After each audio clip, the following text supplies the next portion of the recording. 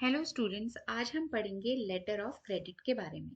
जैसे कि हम अपना चैप्टर जो पढ़ रहे हैं एक्सपोर्ट डॉक्यूमेंटेशन या वेज ऑफ इंटरनेशनल पेमेंट्स, उसमें एक मोड है, बहुत इंपॉर्टेंट मोड है, जिसको हम कहते हैं लेटर ऑफ क्रेडिट। तो आज की वीडियो में हम जानेंगे कि लेटर ऑफ क्रेडिट क्या होता है। तो लेटर ऑफ क्रेडिट के बारे में जानने से पहले हम ये जानते हैं कि जैसे कि हम जब भी कोई चीज़ें खरीदते या बेचते हैं तो उसमें दो पार्टीज इन्वॉल्व होती हैं। वो दो पार्टीज जो इन्वॉल्व होती हैं वो क्या कहलाती हैं? Buyer and seller. Buyer means जिसको जो चीज़ें खरीदता है, ठीक है। सेलर जो चीज़ें बेचता है। अगर हम बात करें फॉरेन ट्रेड की, इंटरनेशनल ट्रेड की, जब हम इंपोर्ट या एक्सपोर्ट करते हैं तो इन पार्टीज को क्या कहलाते हैं? बायर बायर को हम इंपोर्ट और एक्सपोर्ट में कहते हैं इंपोर्टर, और जो सेलर है उसको कहते हैं एक्सपोर्टर। इंपोर्टर क्योंकि वो किसी और देश से सामान मंगवा रहा है, यानी कि उसको कहेंगे इंपोर्टर।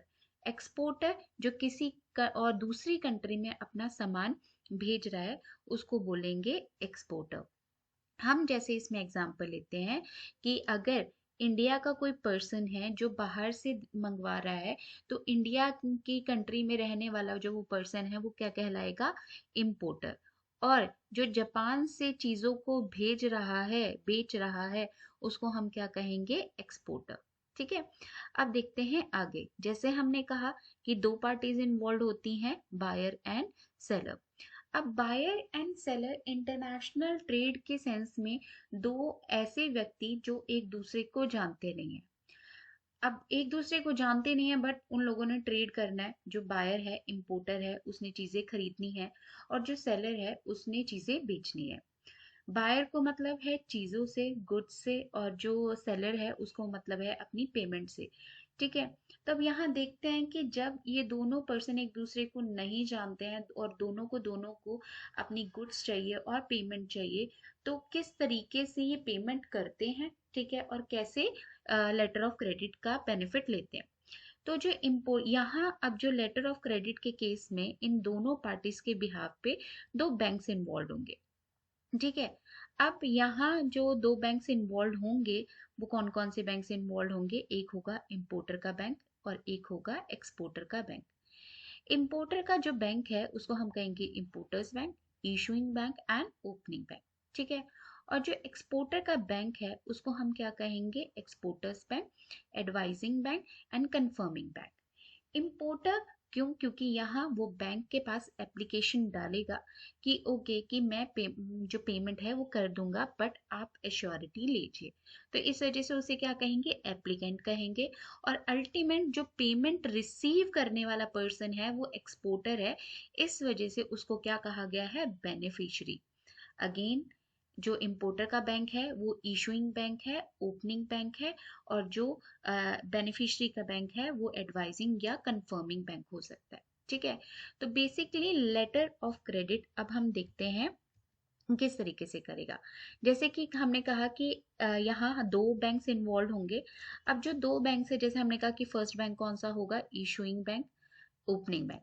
ये क्या करेगा? गारंटी देगा किस चीज की? पेमेंट की, क्योंकि हमने कहा था जो सेलर है उसको पेमेंट चाहिए। ठीक है। तो ये जो ओपनिंग बैंक है ये किसको देगा? गारंटी देगा। किसके बैंक को देगा?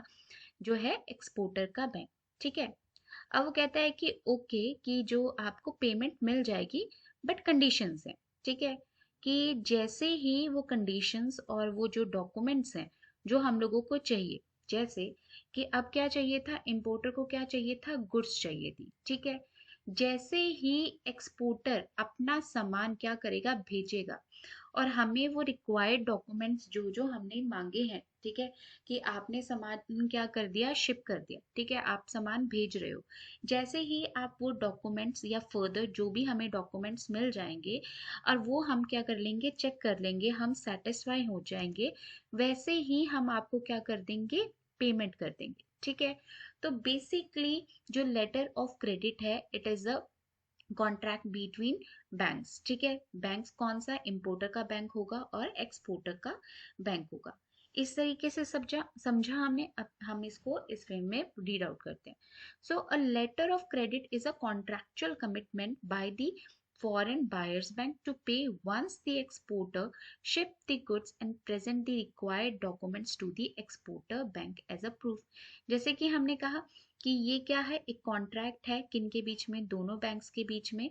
जो बायर का बैंक है वो कहता है कि ओके हम आपको क्या कर देंगे, पेमेंट कर देंगे, जैसे ही आप हमें क्या करते हो, इस बात का प्रूफ भेजते हो कि आपने सामान क्या कर दिया है, भेज दिया है। ठीक है, तो जो सामान भेजने की रिसिप्ट है इंटरनेशनल ट्रेड में on for the seaport, उसको बोलते हैं बिल ऑफ लेडिंग। जैसे ही वो डॉक्यूमेंट आप हमें सबमिट करेंगे एज अ प्रूफ, तो हम आपको पेमेंट कर देंगे। अब पढ़ते हैं डिटेल में। So letter of credit are used to minimize the risk in international trade transaction where the buyers and seller may not know the one each other। जैसे कि हमने कहा दोनों पार्टीज हैं, बायर एंड सेलर, दोनों की दोनों एक दूसरे को नहीं जानती हैं, बट ट्रेड तो करना है, चीजें खरीदनी और बेचनी है। तो लेटर ऑफ क्रेडिट क्या करता है, उस रिस्क को मिनिमाइज करता है, रिस्क को कम करता है। रिस्क को कम कैसे करता है, क्योंकि वो जो बायर के बिहाफ पे गारंटी देता है कि आपको पेमेंट की जाएगी। ठीक है, इस तरीके से। So if you are an importer, अगर मैं सपोज करो इम्पोर्टर हूँ, मतलब बायर हूँ, ठीक है, using a letter of credit can ensure that your company only pay for the goods after the supplier has provided evidence that they have been shipped. जैसे कि अभी हमने कहा कि yes, letter of credit ensure करेगा कि okay हम goods के लिए पेमेंट कर देंगे जैसे ही सप्लायर हमें इस बात का प्रूफ देता है। प्रूफ कैसे, वही डॉक्यूमेंट बिल ऑफ लेडिंग, जैसे ही आप वो हमें प्रूफ सबमिट करते हो वैसे ही हम आपको क्या कर देंगे, पेमेंट कर देंगे। So it also allow you to conserve your cash flow since you don't have to make advance payment or deposit to exporter। इस तरीके से हम अपने कैश फ्लो को क्या कर रहे हैं, कंजर्व कर रहे हैं। क्यों, क्योंकि हमने एडवांस में पेमेंट नहीं की है। ठीक है, हमने पैसा एडवांस में पहले ही एक्सपोर्टर को पैसा डिपॉजिट नहीं करवाया। So finally, the letter of credit give you instant credibility with an exporter by demonstrating your credit worthiness।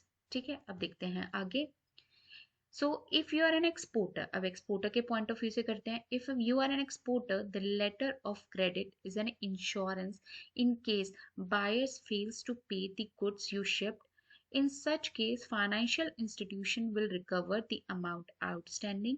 The letter of credit also protect you against the legal risk since you are insured payment as long as delivery conditions have been met। जैसे अब exporter है, exporter को इस बात का जो है वो डर होता है कि ओके मुझे पेमेंट मिलेगी कि नहीं मिलेगी। बट अगेन इस केस में कौन इन्वॉल्व हो गया है, बैंक इन्वॉल्व हो गया है। तो बैंक आपको गारंटी देता है कि अगर इन केस कि भाई वो आपको पे नहीं करता है तो वो आपको पेमेंट करेगा। तो अगेन ये आपको एक टाइप की क्या हो जाती है, प्रोटेक्शन मिल जाती है, आपको अश्योरेंस मिल जाती है कि आप पेमेंट रिसीव करेंगे।